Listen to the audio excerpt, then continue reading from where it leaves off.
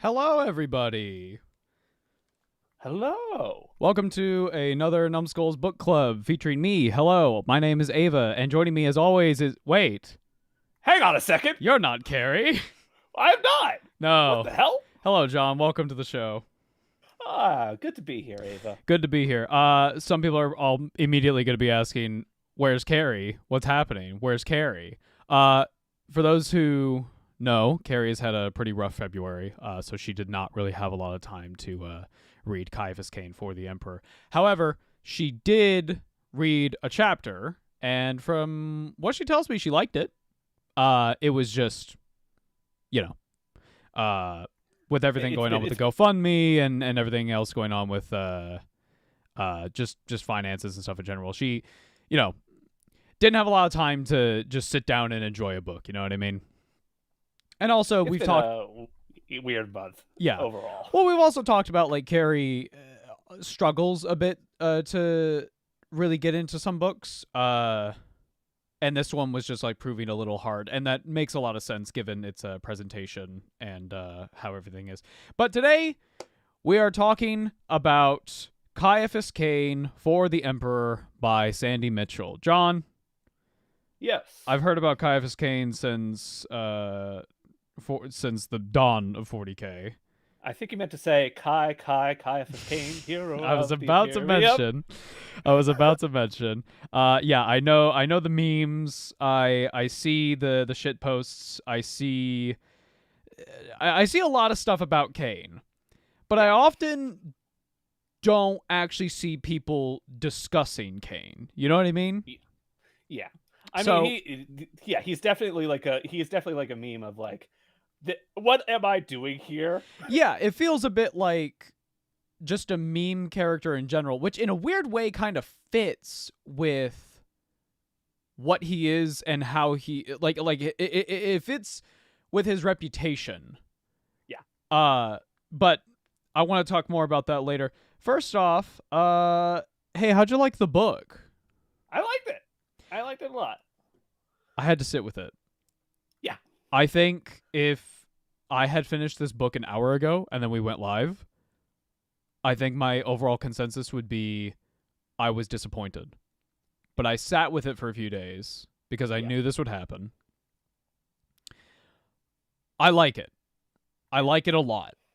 Yeah, it reminds me a lot of how I felt after I first finished Gotrek and Felix Trollslayer, where I said to myself, everybody praises this series up and down. Am I wrong in not loving it? And I sat with that for a bit, and I've come out the other side of that thinking of letting it just kind of wallow. And no, I like it. I like For the Emperor a lot.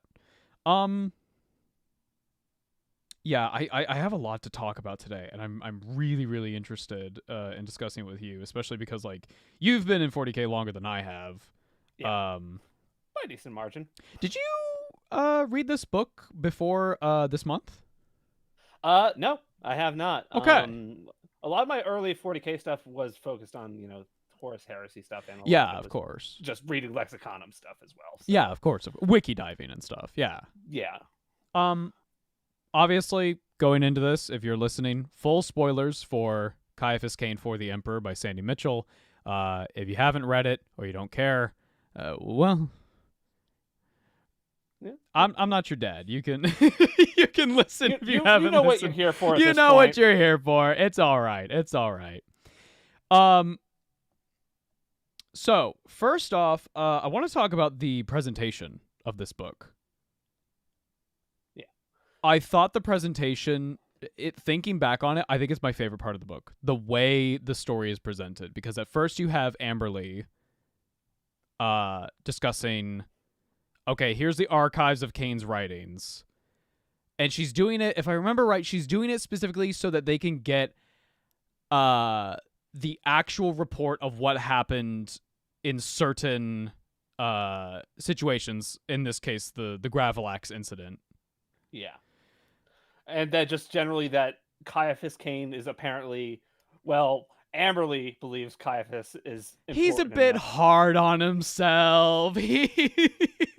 but also more that he is also important, and that enough that his words should be documented for the Inquisition. Yeah, but with the note at the beginning, like, keep in mind, Cain feels his worst critic is himself, which is completely to just brush aside, like, oh yeah, he's like way in over his head. He has no idea what he's doing half the time. Yeah. Well, it's not that he doesn't know what he's doing. He's very competent, and he knows he does his job well. But the thing that makes Ciaphas Cain so unique as a commissar is that more than anything, he doesn't want to die. He's kind of a coward. We get examples of that throughout the book. It's the most normal feeling in the world of just like, dude, fuck this Imperium. I just want to stay in the artillery lane, just shooting guys way far away from the front lines. I don't want to deal with it. Commissar Cain, we have a very dangerous assignment for you. You should be able to handle it. Carrie's in the chat right now saying, I enjoyed her actually diegetically. Yes.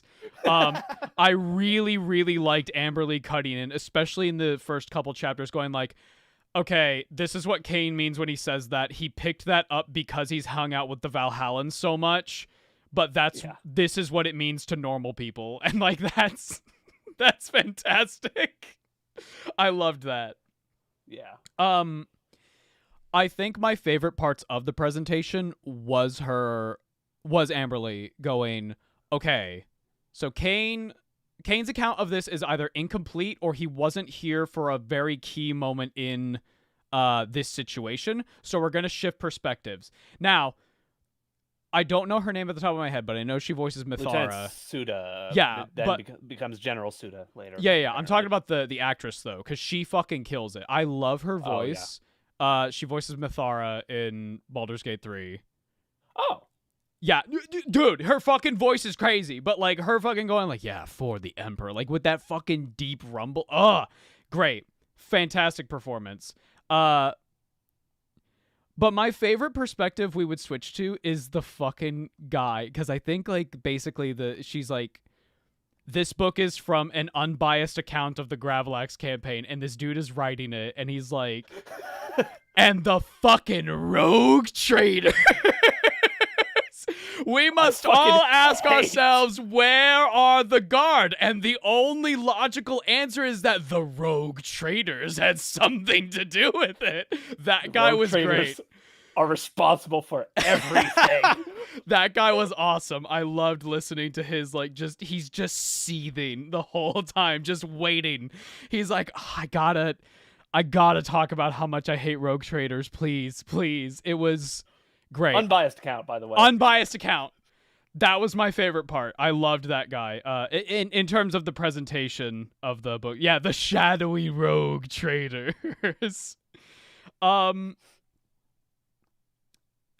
Yeah, man, dude, the way this story was framed was really interesting, and I hope that if we go on with other Ciaphas Cain books, I hope that this is the... Sorry, excuse me. I hope this is the presentation going on throughout the whole books. Going forward, yeah. I mean, also, like, just in general, like, everything in this book is basically told from a first-person perspective. I could say stuff. First-person perspective. First-person perspective published to the Imperium. Well, to the Inquisition. Well, to the Inquisition, but yeah. But that's the first time I think I've seen that in, well, not just the book clubs we've done so far, just Warhammer Fantasy and 40K, both. I think that's the first time I've actually read a book like that. Like first person? There's probably more. Yeah, no, I'm thinking about it. Like, the only first person that comes to mind at this exact moment is Felix's excerpts from his travels with Kodrek, but that's not really. Those are essentially Amberley cutting in to give like context. Emma Gregory is the VA for Mithara. Yeah, no, that's thank you. Yo, dude, she fucking killed it. Everybody, I don't have this in my notes, but I must glaze the voice acting. The performances from every single person of the audiobook fucking killed it. Every single person. Bravo. Bravo. Yeah, no, I loved the performances. yeah, it was fantastic. I especially liked. I mean, I know you liked Emmy Gregory, and I don't remember Amberley's voice at the moment, but she also killed it a lot. Oh yeah, no, everybody like it's specifically like the attitude. One second, I'm just looking up the voice actors right now. But like they just Probably should have started with absolutely that. well, I didn't have it written in my notes. Stephen Paring was the main narrator. Who voiced Amberley? Oh my gosh. Robert Rath is later? That doesn't surprise me. That makes sense. Oh. Lisa Bowerman is I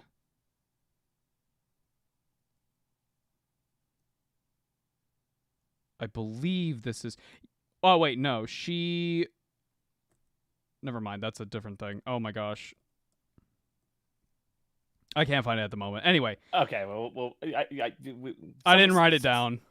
That's my bad. Somebody play back the audio. Somebody play back the beginning of the audiobook and let us know. Somebody credit. Please. So I want to talk about Cain. Yeah. Okay. Let's talk about Cain. I like Cain a lot as a character. He is not a normal person, and he shouldn't be. No. Compared to our worlds, he doesn't have the same morality or like the same experiences as normal people, which is exactly how you should write a character like this. And despite that, he is as normal as you could possibly get in the fucking Imperial Guard. He's just a normal guy trying not to suicide charge every 10 seconds. Probably. He would not have fun in the Krieg. No, God no. But that's fine because he's assigned to the Valhallens, which we'll also talk about later. Oh yeah, I've got them in my list. I really want to talk about the Valhallens. Yeah. But yeah, I mean, even like he is as normal, but at the same time, he's constantly thinking like, who can I use as a meat shield? Yes, he's constantly thinking, how can I, like, even as the situation is getting bad, he's like, yeah, I'm gonna order this squad to do it, and I will just conveniently be delayed, and I'll get there late and avoid the firefight. And it's like, oh my god, I need to check this place out. There's probably nothing there, but I need to check it out. I gotta check it out. I just gotta be sure. It's secret commissar stuff. Don't worry about it. It's okay. Oh my god, I think having Cain be a commissar is an interesting choice because it gives him enough power to be able to do these certain things and be able to say these certain things without him being reprimanded, or at worst, another different commissar just kills him. Yeah. Yeah, you don't get that luxury. You don't get that luxury. No. Yeah, overall I liked Cain as a I think a big thing was the narrator of Cain like really brought a lot of personality to him and made me like him a lot more. I think he also expressed the shall we say apprehension that Cain well. Yeah. And it's specifically, I found it really interesting how constantly he's talking about, but my reputation, the guy that they think I am would do this, so I'll do that. I have to maintain the facade. And I hope we get more of this. Excuse me. Oh my gosh. I just had lunch, so it's still happening. I hope we get more of the conversation he had with Amberley in the bar, where he's like, I don't know who I am without this persona. I don't know if there is a Cain under this. Yeah. I thought that mask long enough. Yeah, I thought that was awesome, and I hope we explore more of that in future books. Yeah. You, you forget, you put on the mask long enough, you forget what's underneath. Right? Yeah, Type of 100%. It's really, really cool, and I hope the author. I don't know if it's the same author in the next book, but I hope they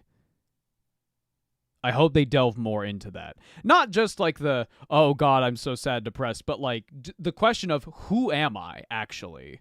Are these really my values? Are these really my morals? Or am I just so lost in the weeds that this is the only thing I can come to? Yeah. Also, for the record, Sandy Mitchell does write the next book. Oh, sweet. Yeah. No, I really liked how the book was written. I think Sandy Mitchell did a great job. Yeah, good. Now. Okay, I have in my notes Ciaphas Cain, the man versus the meme. Okay. So you all already heard me reference a certain video from a certain series. Yeah. If you're familiar with 40K YouTube at all, Ciaphas Cain, Hero of the Imperium from Brew of Alphabusa. We love Alphabusa. We love Alphabusa. You need to catch up on some audio logs, my friend. That video has done irreparable damage to Cain's reputation as a character. Yeah. It's really funny. Don't get me wrong. It's really funny, but also not accurate. At least do not use that as a source. Just read the fucking book, please. This is let's put a blanket statement over all of 40K. Just read the fucking books. Just read the books or do a wiki dive or something. Like do not use memes as your source, please. it is definitely exaggerated, at least in the perspective of this book. I mean, I think enough people have read and relayed their thoughts on Ciaphas Cain to say, yeah, there's plenty of situations where he like accidentally does something right and is praised for it, and we do see a little bit of that.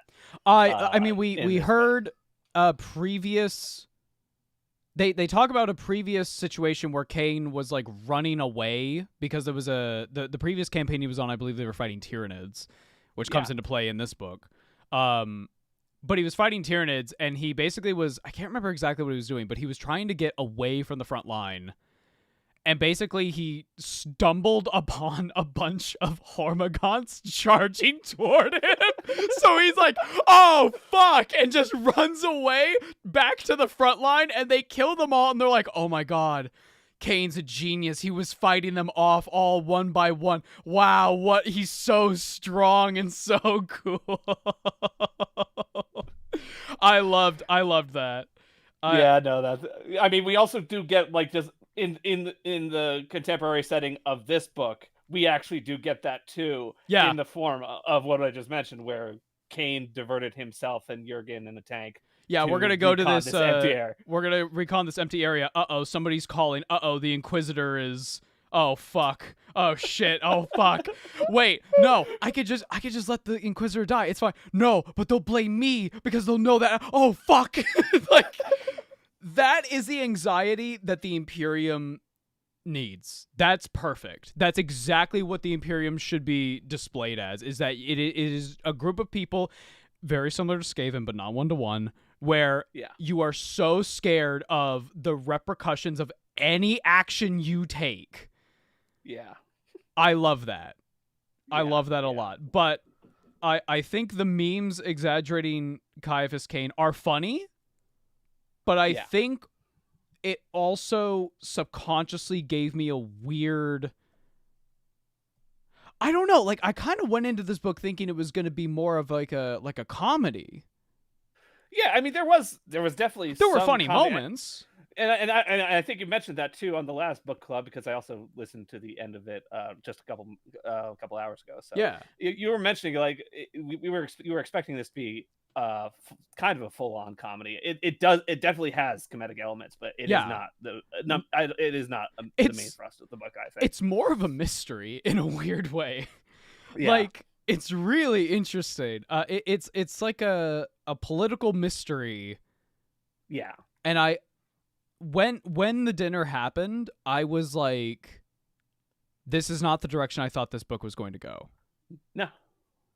But before we get into that, I want to talk about that when we start talking about the Tau and the crew and stuff, because that's like that's directly related to the plot. I would die for Jurgen. I would I would kill everyone in the galaxy and then myself if anything bad happens to Jurgen. I love Jurgen. I love him so much. He's just doing his fucking best, bro. He's just doing his best. God bless him. We love Jurgen. Love Jurgen. He just we all love Jurgen. Does what fucking Commissar Cain wants, and he fucking doesn't complain, and he just wants to help. Does Cain tell him ever to take a shower? I wonder if that's the one thing he won't do. Maybe. Okay, so speaking of Jurgen, yeah, I knew Jurgen was a blank going into this because I've through the grapevine I have heard, oh yeah, Jurgen is a blank.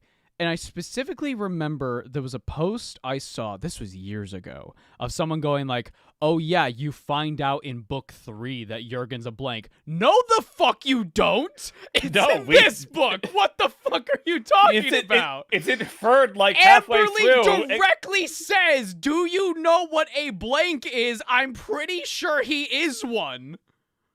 I mean, do you want them to say, oh yeah, he's 100% absolutely without a doubt a blank. I mean, like he's a blank, and it was implied halfway through. It was confirmed because Kimberly Syker is like freaking the fuck out. She even screams like he's empty. There's nothing in there, as she's like scrambling to get away from him. It's like, oh yeah, obviously he's a blank. Oh, YouTube chat is borked? That might explain. Yeah, I think YouTube chat's a little borked at the moment. Oh, sorry. I clicked on something by accident. I don't know what's going on with YouTube chat. It's fine though. No, I love Jurgen. I thought every time Jurgen showed up, I was like, there he is. That's my fucking guy. Jurgen is my fantastic. Stinky man with his melta. There he goes. Yeah. Holy moly. Oh boy. But Jurgen is fantastic. I want him to have every privilege that he would ever want. I want him to I think he just wants to chill, honestly. I want him to be able to chill forever and not have to worry about anything or go on the front lines. Like, he can just live his happy little Jurgen life. That's all I want. Oh, YouTube chat is definitely broken. Fantastic. Except somebody just chat. Okay. I don't know. Whatever. Yeah, we're ignoring it. If you want to chat, go to Twitch chat. Speaking of Jurgen, that's a perfect transition. Unless you wanted to say anything else about Jurgen in specific.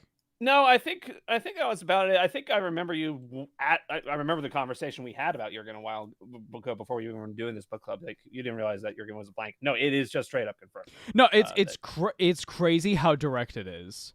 Yeah. But yeah, that's all I really got on Jurgen for now. Aside from, I will endlessly praise Jurgen. Yeah, I love Jurgen a lot, but I think it's a great transition into the Valhallen Guard in general. Yeah, go ahead. It's a bit awkward to say because I feel like with every 40K topic, I try to be the biggest hype person for that faction. But admittedly, Imperial Guard is such a blind spot for me because I don't really care. I know everybody is like, yeah, the human spirit and you can't take us all out. I get that. And that is cool. Don't get me wrong. But I don't know. There's something where if you're giving me a setting where there's normal humans who look like, on average, just normal Ascadians, at least model presence wise. Not quite. I don't know what models you were looking at because I looked them up earlier and they do not look like Cadians to me. No. I'm saying the majority of like guard Oh, models. I see. Wait, okay. Yeah. Ignore me. Yeah. So like, I don't know. Cadians aren't really that interesting to me. They look fine, whatever. And so I've just never really delved that much into Guard. And this is technically my first Imperial Guard book. With that being said, the Valhallen Guard are sick. I thought the first few chapters talking about how to get their regiment to work, because, okay, we have one all-male regiment, one all-female regiment. Okay, now we're merging them together, and they're getting, like, really fucking weird about it. Okay. Yeah. And then we have Cain essentially being like, you shit. two will work together, or so help me, Emperor, I am going to shoot one of you. Yeah. Yeah, that, I mean, one or both of you, even. Yeah. I liked that, how quickly, because they were, like, on the ship for about a month, I think, traveling to... That sounds about right from where we pick up. I think. There was some travel there, but there was specifically some back and forth. Yeah, there was specifically a moment where he's like analyzing the commanders of both regiments, and he sees like the guy walk out of the room, and he goes, "Oh, good morning," and the girl walks out of the same room, and he goes, "Oh." Okay, yeah, this regiment will be fine. You guys, we're fine now. You guys will be fine. Yeah, that's it's really fun. Yeah, no. Have you looked at the well, not necessarily the 597 specifically, but have you looked at the appearance of the Valhallen in general? Out of curiosity. Yes, I think they look pretty cool. I don't know if I would personally collect them, but like they look neat. Yeah, I mean, this is just me geeking out a little bit. They're basically based off of the Soviet Red Army during World War II. So. I really fuck with Guard in the sense of pick a point in history or a specific type of troop from like whatever war or whatever. Yeah, there's probably a regiment that looks like that. Yeah, that's really cool. Yeah. Yeah, and but the 597 specifically, I think we're sticking with the 597s for the game. Oh, I would be upset if we went away from the 597. I like them a lot. Yeah. I thought it was really cool just seeing how a regiment that is like a little weird, like they're not too weird, but specifically like the little details of Cain talking about like, oh, this is the first hot shower I've had in months because all of the Valhallen showers are fucking ice cold because it just doesn't bother them. I mean, technically, they are the full name of the Valhallen regiments in general is the Valhallen Ice Warriors. So that's awesome. No, I fuck with the Valhallens a lot, but I think a lot of that does come from the fact of Jurgen's my little baby boy. I would do anything for him. I would kill galaxies for him. I do also like the commanding officers of the 597, specifically Castine and Brocklaw. I liked Castine a lot. Yeah, I liked Castine quite a bit. She seemed reserved at first, but also ready to kick ass at a moment's notice. So that's cool. I mean, that's what you need in the Guard. You know what I mean? Like that's if you're not ready to kick ass at a moment's notice, what the fuck are you doing in 40K? Like you're gonna die, bro. You're gonna die. This is true. But yeah, the Valhallen Guard were definitely a highlight. I really liked. Oh yeah, there was that I think it's like in chapter 1 or 2 where Cain, there's a fight that breaks out because the regiments just merged, and there's a lot of nobody likes each other still. Yeah, nobody likes each other. There's a lot of sexism going on in both ways, and then Cain, like a full-on brawl is happening in the kitchen, and Cain is hiding, and someone goes, "Commissar, do something!" And he very quickly steps out as if he just got there. And it's like, yes, this is perfect. This is amazing. I want to survive. Shit, fuck, someone saw me. No! Not again, God damn it. Not again. Oh, man. No, that was fun. He's just like, clean this up. Get a mop. Get a broom. What's is he gonna shoot us? Maybe, but if we just go along with it, maybe he won't. Oh man. I guess that brings us to the last the last actual character who's like part of the crew, Amberley, Inquisitor Amberley. Amberley Vale. Amberley Vale is interesting. Yeah. Because the first time we actually see her, she's at the ball or the dinner or whatever. I mean, yeah, going into this, like I knew who Amberley Vale was before because I know generally about Ciaphas Cain before, so I knew, right. but I knew that twist was coming myself. I'm guessing you did too. I didn't. Oh, so when she was like, "Hey," and then fucking Cain is like, wait a minute. That was wait a minute. I was right there. I was right there with him. I was going, oh shit. But also with how they were interacting in the at the feast and everything, I was like, okay, this is like someone who's gonna be important, but I just don't know who. But then no, it was cool. I liked seeing Amberley kind of weirdly let loose for a night. Yeah. And yeah. No, I guess not to give too much away, but I peeked a little bit forward, and apparently this is a common thing that happens later. I'm guessing it's gonna be more of a twist later, but it'll be there. Oh, it's her just showing up. Yes. I mean, yeah, like from how Cain talks about because this is all from his perspective. He's constantly talking about, and the next time we know she's coming up later. Like every time I see her, she's like dragging me into danger or something. Like it's super weird. Gary says this sounds like Looney Tunes Night Watch. It is. It is like Looney Tunes Night Watch. Yeah, I liked her. I thought she was cool. Nuts. She was very very capable. I would love to see more of her. Yeah, well, I think we're definitely getting more of her. Apparently, I mean, she's just wearing like a Necron suit and just takes off the head and is like, Ciaphas, Commissar, welcome. And he's like, what the fuck are you doing? I love when Inquisitors are a little wacky, but then then the Exterminatus happens. Well, there was a specific moment that was kind of like that where there's a part where she goes like, I can't remember exactly what they're talking about, but she says like, oh yeah, that would be a shame because I would have to kill you. And Cain is like, ha ha ha ha ha. And then him in the writing it now, he's like, oh, she was like incredibly serious. She was deadly serious when she said that. She was going like she was not fucking around actually. Yeah. Holy. I also liked one member of her retinue, and I forgot his name now, but the guy that's basically, well, he's basically me, isn't he? That's probably why I like him. Oh yeah, the dude who gave like way too much info about shit. And I loved that guy. He was just going like, "Oh yeah, there's a tomb world over here," and she's like, "Shut the fuck up! Shut up! He's not supposed to know this." Oh man.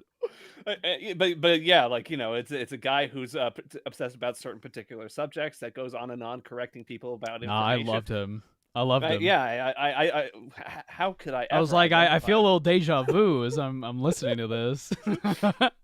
Oh yeah, Amberley's personal teleporter, which is a thing I didn't know Inquisitors had.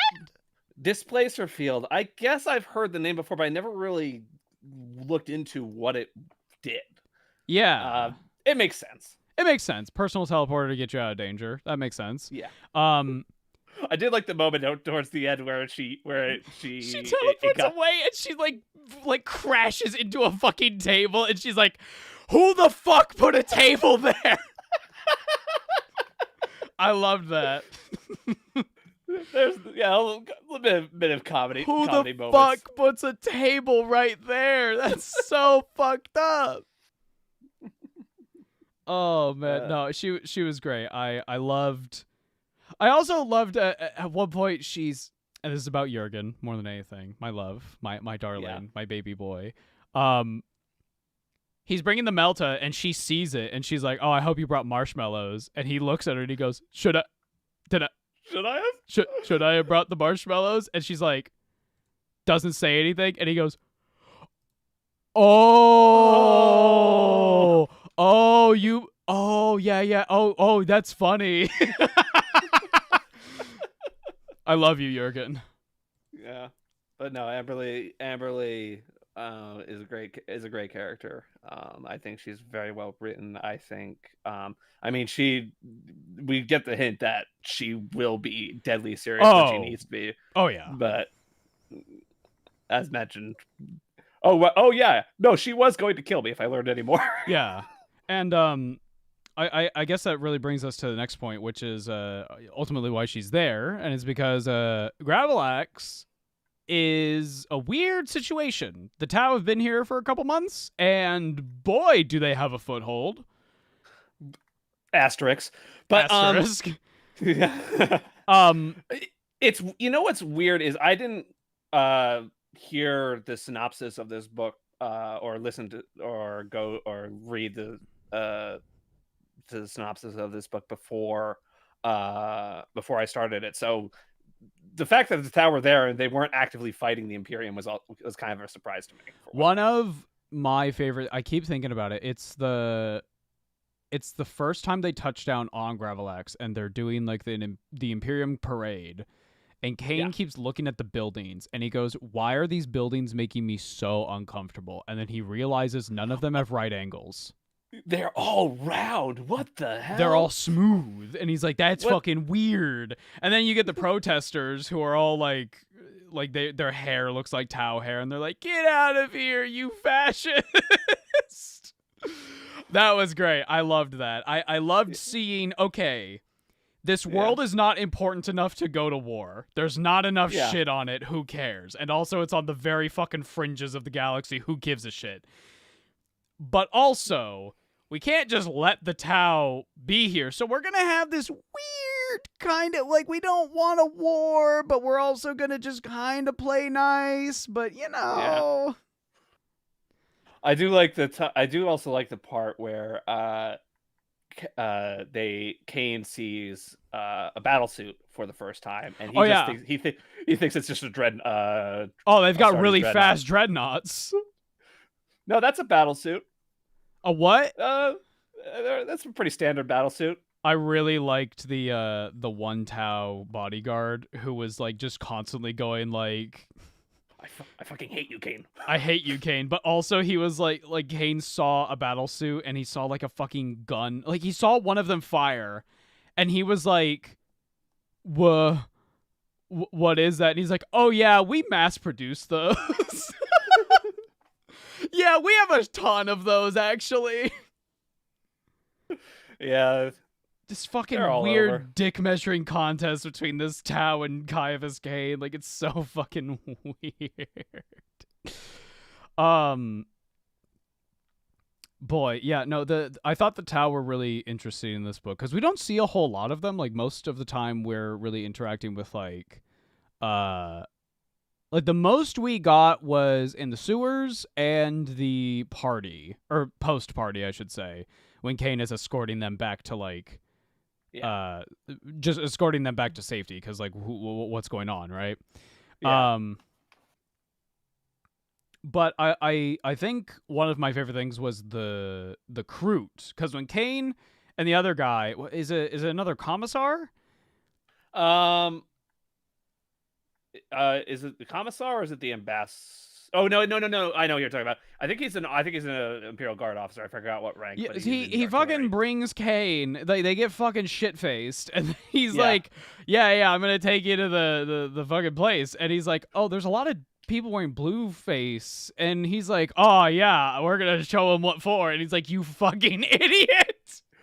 You brought me what? You brought me where? But then they're about to get the shit kicked out of him, and Cain's like, oh, I'm going to have to use my chainsword.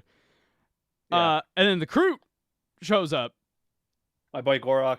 Gorok shows up, and he's like, this does not progress the greater good. And he's like, yo, Commissar, you good? And Cain's like, yeah. And he's like, great, awesome. All right. Have a good day. Goodbye. Best of luck. Get out of here that way. I loved Gorok. I thought he was wonderful. It was really refreshing to see two species in 40K interact, and it doesn't immediately go to like, I have to kill them, I have to kill this guy immediately. You know, it's not like fucking Space Marine raw kill anything that doesn't look vaguely like me. No, I really liked the Kroot, but yeah, I think the most interesting thing was just seeing how quickly the Tau get a foothold on a planet. They were only there for 6 months. In theory. In theory, yeah. Because we learned later down the line, Genestealers might have had a little influence about that just to make everything worse. Yeah, but I think I more so interpreted they were there so quickly as, like, when the Tau get there, it's fast. Yeah. It's fast. I mean, yeah, that part is true. The like buildings, the culture, like, it's immediate. Like, you have fucking humans wearing blueface, and they've got their hair with the, like, what the hell? Like, it's been 6 months, white boy. What are you doing? What's going on, man? Yeah. But again, I think the implication there was the implication there that, like, at least some of those people wearing blue face were actually Genestealers just trying to throw everything off. Yeah, 100%. But yeah, it's still like the idea of like, oh, they want to influence the human population for the greater good, et cetera, et cetera. Yeah, but unbeknownst to them, like, as Amberley says, like, this planet literally isn't important enough to to fight over. We don't really fucking care. But we're not gonna let them have it. We're not gonna let them have it, though. Like, we'll have this weird, unsteady alliance, and if they want to do a full invasion, then maybe we bring out some armies. But for the most part, not that important. There's a tomb world over there. It's kind of abandoned. Like, there's not a lot of really... There's no supplies or resources to be taken from this place. So ultimately, Yeah.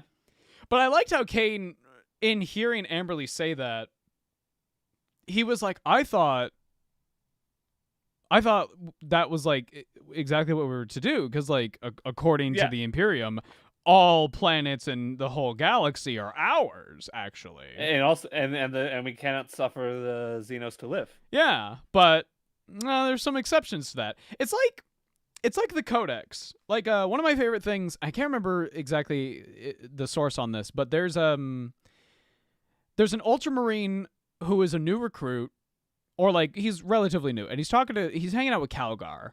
And there's a situation that goes on, and Calgar suggests a plan, and the new Marine goes, oh, but that goes against the Codex Astartes. And Marnie's Calgar turns to him, and he goes, well, a book can't let us prepare for everything. Like, you gotta have some exceptions here and there. Come on. Yeah. I love you, Calgar. I would die for Calgar. Jurgen and Calgar, those are my boys. Those are my guys. Yeah. Yeah, Ultra Depression. Depression.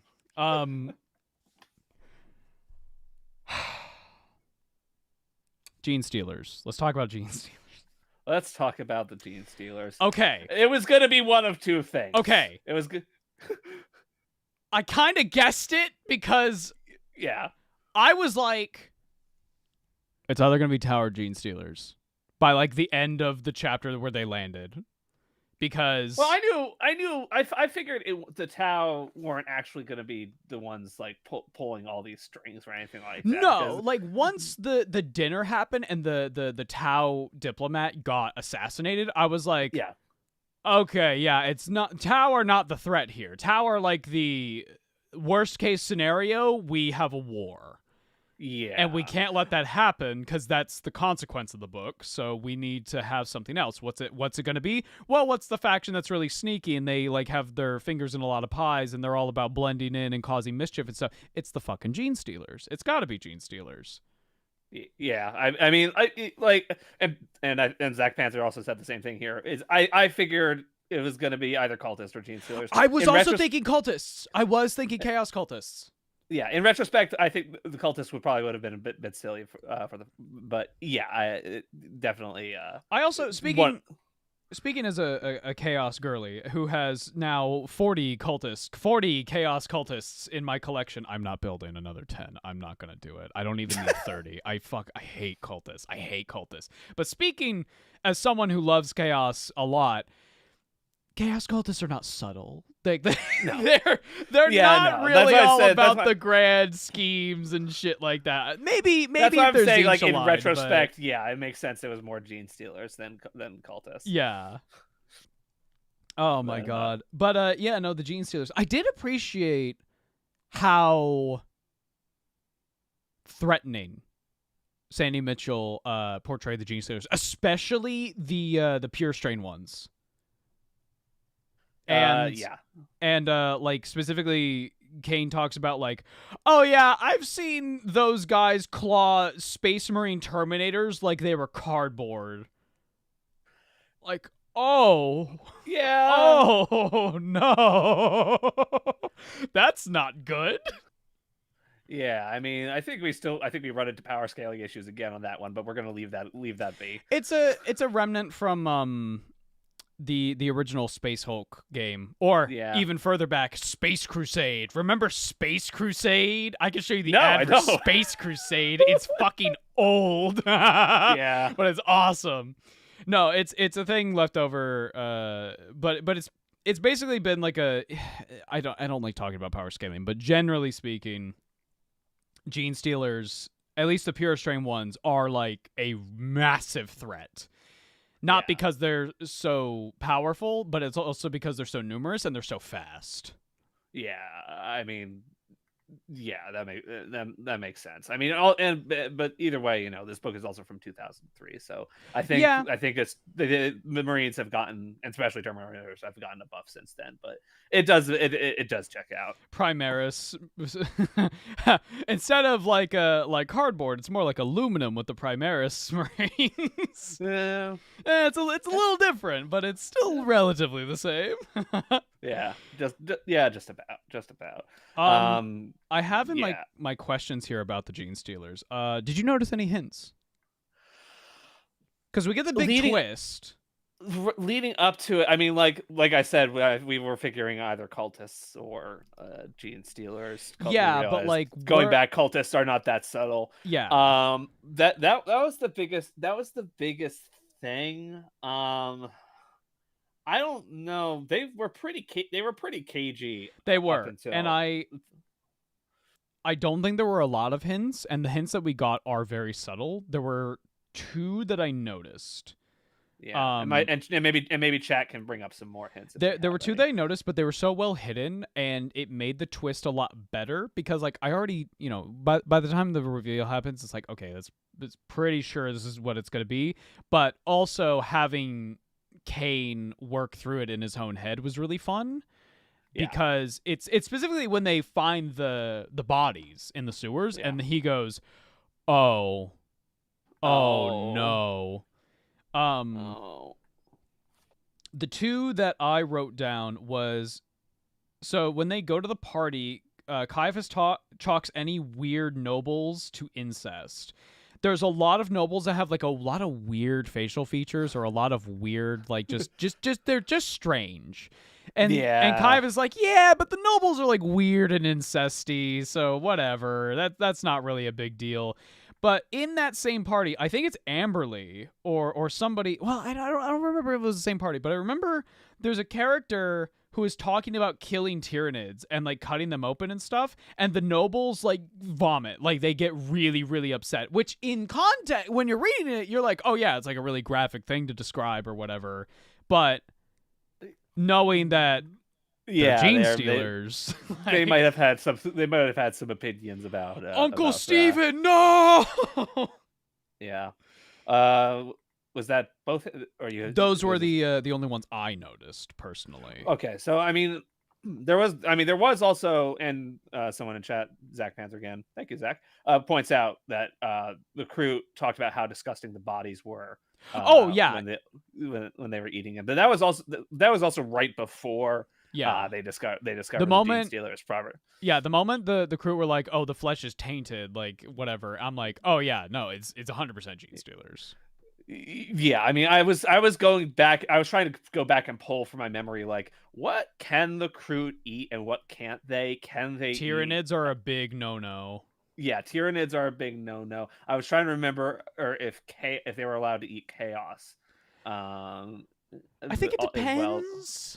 Yeah, I think chaos depends because the range chaos is a whole spectrum because it's either like yeah you just like say fuck the chaos I love chaos or you've got like tentacles growing out of every single pore in your body and you know yeah, yeah.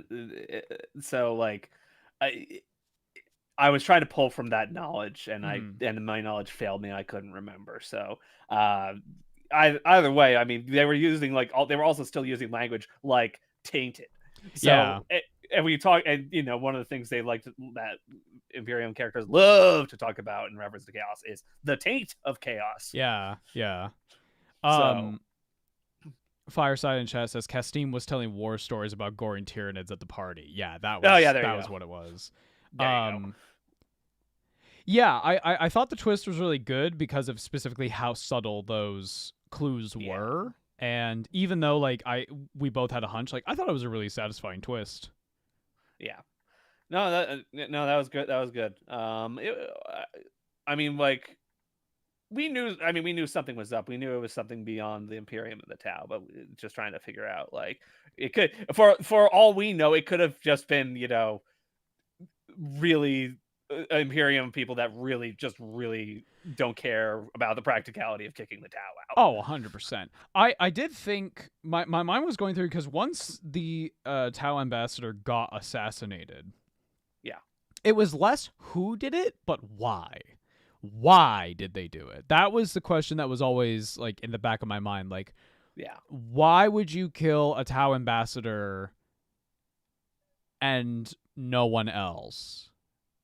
And then there was the whole thing of when they were going into, I think it was the building where the Inquisitor Amberley was.